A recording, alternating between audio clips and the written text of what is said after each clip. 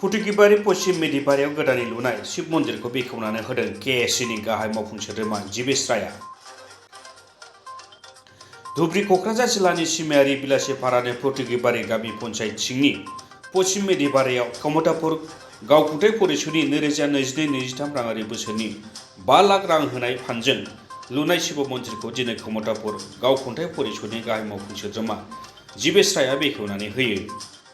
बे बेखेवनाय हाबाफारियाव केएसनि जिएम मुकुल बरुवाजों लोगोसे ओनसोलनि मानगोनां सुबुंफ्रा नुजाथियो।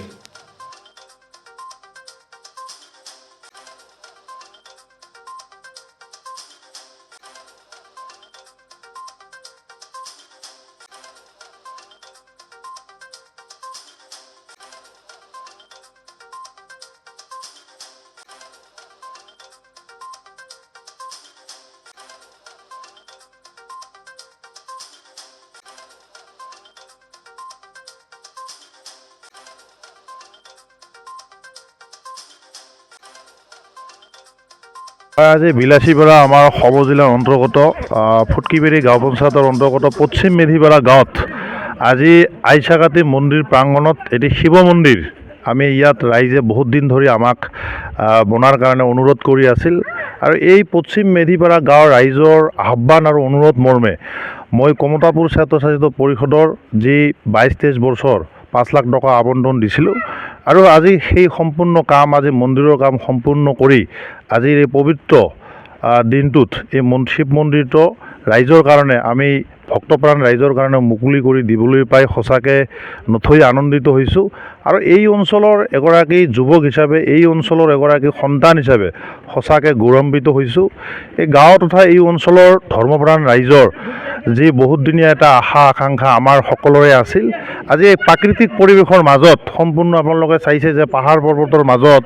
আজি আমাৰ যি শিৱ মন্দিৰ এই শিৱ মন্দিৰ সঁচাকৈ আজি মুকলি কৰা হ'ল। আজিৰ পৰাই এই মন্দিৰটো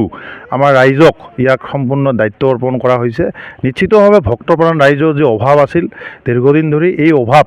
মই ভাবোঁ আজিৰ এই মন্দিৰটো মুকলি কৰা এই অভাৱটো নিশ্চিতভাৱে আগন্তুক দিনত পূৰ্ণ হ'ব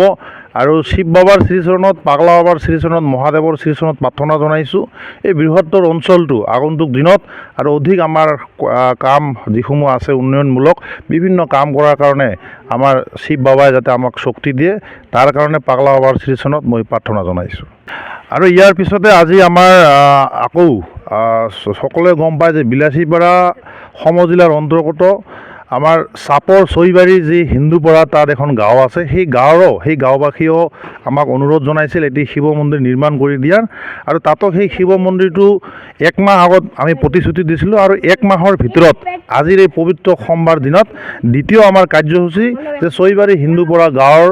যি শিৱ মন্দিৰ আজি দ্বিতীয় কাৰ্যসূচী হিচাপে সেইটো অপেনিং কৰা হ'ব। আমি প্ৰথমতে আমাৰ কমতাপুৰ অঞ্চলত আমি মন্দিৰ তাৰপিছত আমাৰ নামঘৰ আইমাতৃসকলৰ